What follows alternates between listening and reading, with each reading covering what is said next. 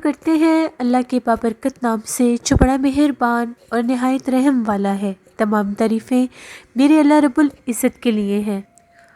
السلام علیکم لسنرز، میں ہوں آپ لوگوں کی ہوسٹ نوشین، اور میں اپنے چینل خوفناک کہانیوں میں اپنے سبھی سننے والوں کو خوش آمدید کہتی ہوں۔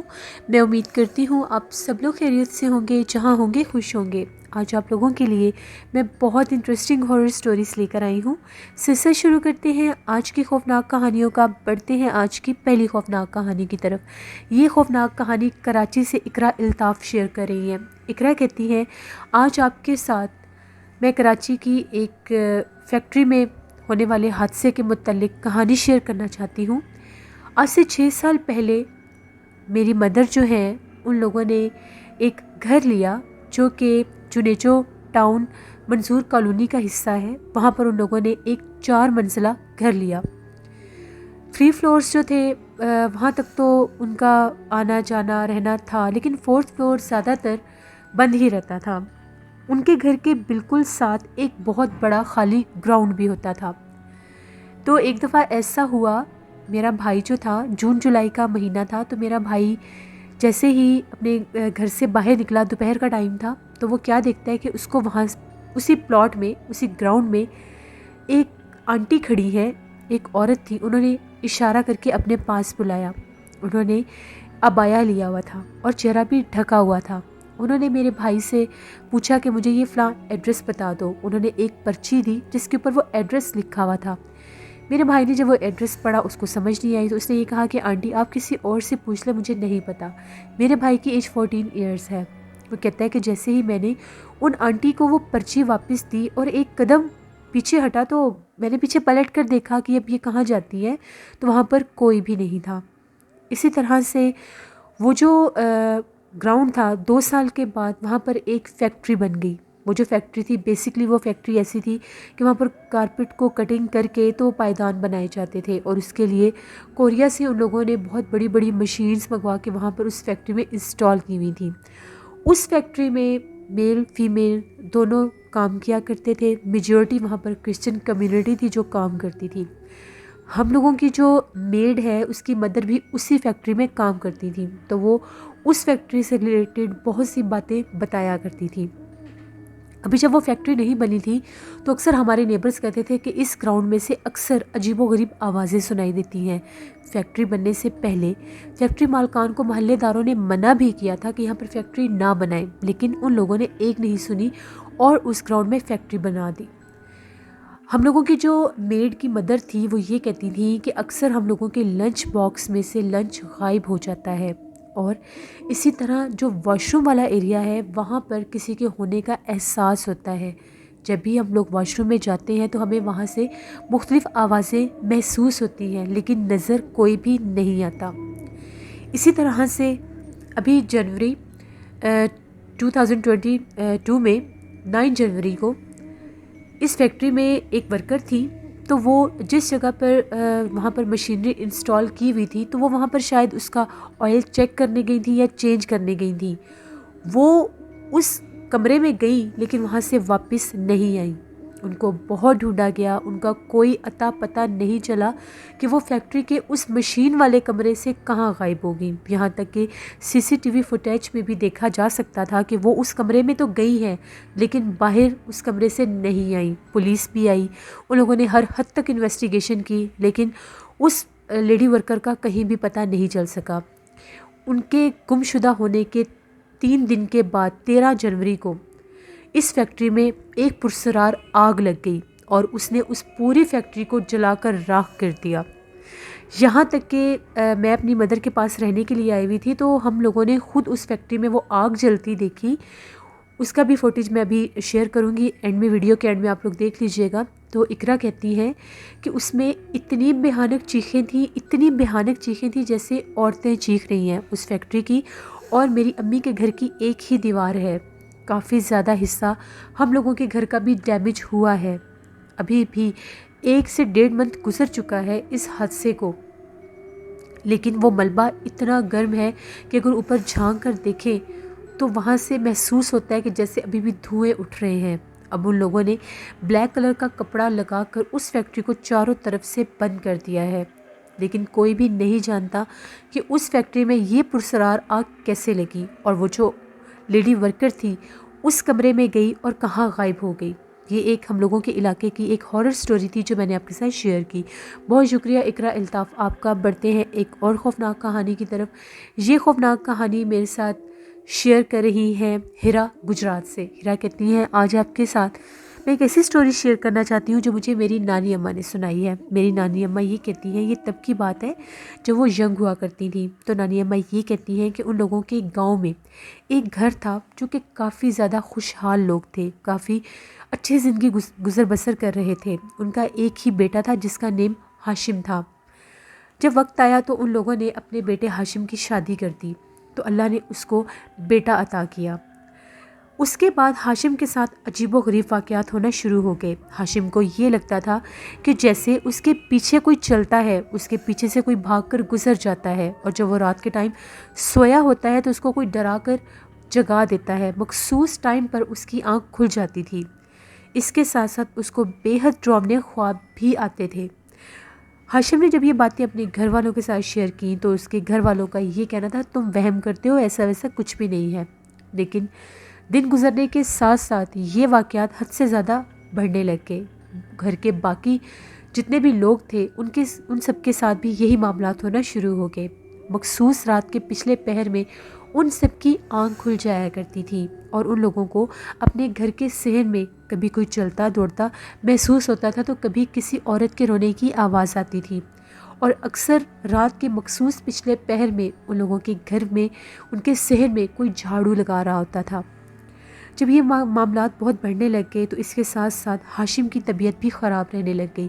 ہاشم کے اوپر دورے پڑنے لگ گئے، اور جب ہاشم کو دورے پڑتے تھے تو وہ اپنے پورے گھر میں چیختا چلاتا اور بھاگتا تھا، یہاں تک کہ گاؤں کے سبھی لوگوں کو پتہ چل گیا کہ ان کے گھر میں کچھ جنات کے معاملات ہو رہے ہیں جنہوں نے ہاشم کو بھی پکڑ لیا ہے۔ اور ہاشم کو جب دورے پڑتے ہیں تو وہ اتنا زور زور سے چلاتا ہے، چیختا ہے اور پورے گھر میں بھاگتا ہے۔ گاؤں کے سبھی لوگ ان کے گھر سے ڈرنے لگ گئے اور سبھی نے ان کے گھر آنا جانا چھوڑ دیا۔ بالآخر تھک ہار کر ان لوگوں نے کسی عامل کی تلاش شروع کر دی۔ جیسے کیسے کر کے ان کو ایک عامل کا پتہ چلا۔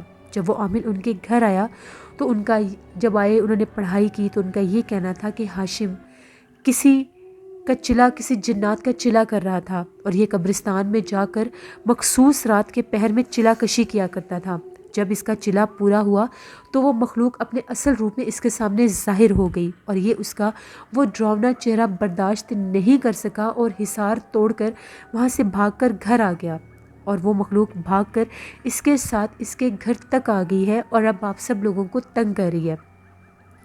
میں اس کے اوپر سے اس مخلوق، اس جنات یا چڑیل جس کا بھی اس نے چلا کیا تھا، میں اس کو ہٹا نہیں سکتا۔ میں آپ کو ایک اور عامل صاحب کا بتاتا ہوں، وہ بہت پہنچے ہوئے عامل ہیں اور وہ ایسے ہی جنات کو کنٹرول کرتے ہیں۔ ان لوگوں نے کہا کہ ٹھیک ہے آپ ہمیں بتا دیں۔ اکثر جب ہاشم کو دورہ پڑتا تھا تو وہ گھر سے غائب بھی ہو جاتا تھا۔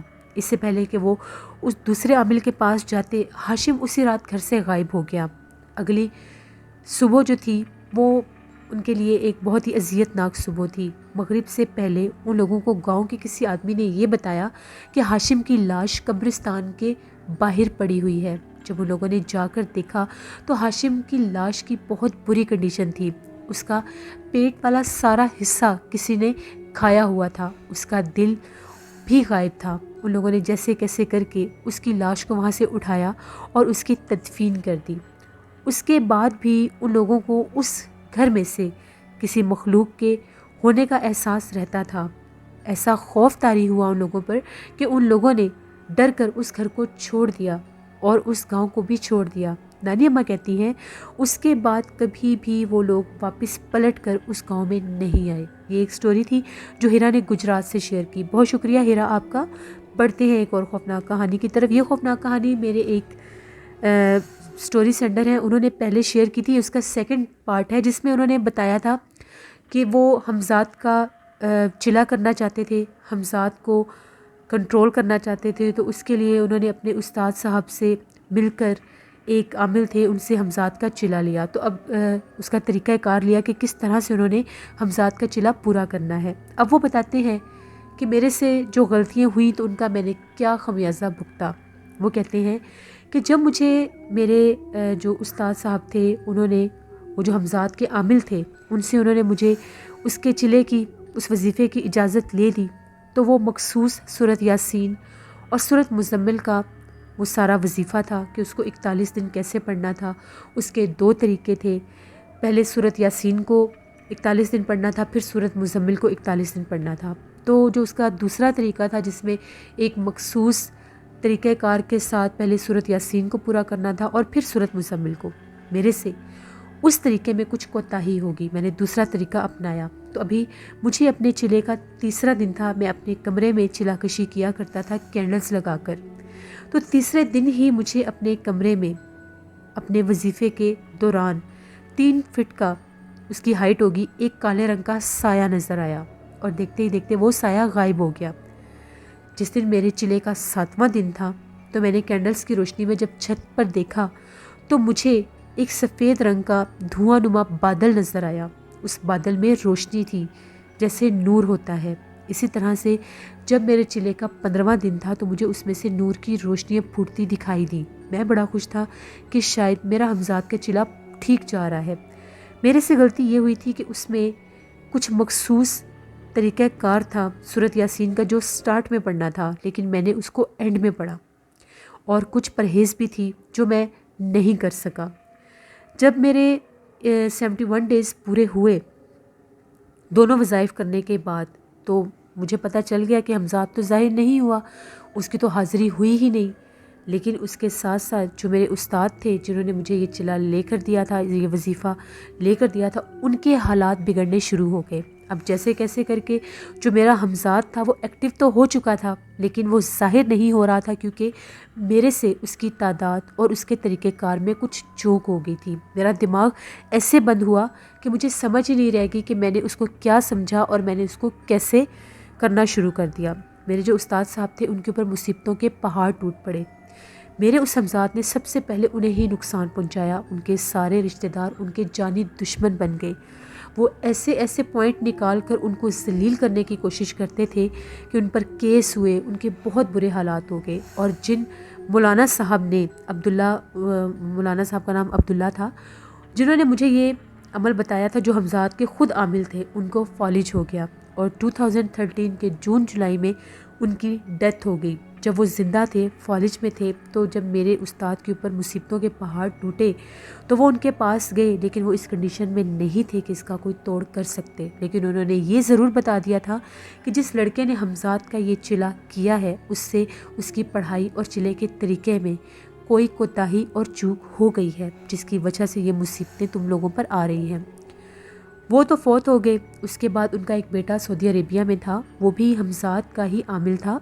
اس نے اس کی چلا کشی کی ہوئی تھی. جب وہ پاکستان آیا میں نے اس سے بہت مدد مانگی لیکن انہوں نے میری ایک نہیں سنی. میں تو رجت میں آ چکا تھا کیونکہ میرے سے جو چلے کا جو عمل تھا وہ غلط ہو چکا تھا، تو میں رجت میں آ گیا تھا. میرے بہت سے نقصان ہوئے، میرا ہر کام الٹ ہو گیا. بالخصوص جن کاموں کے لیے میں نے یہ چلا کشی کی تھی حمزات کا، وہ سارے کام بگڑنے لگ گئے.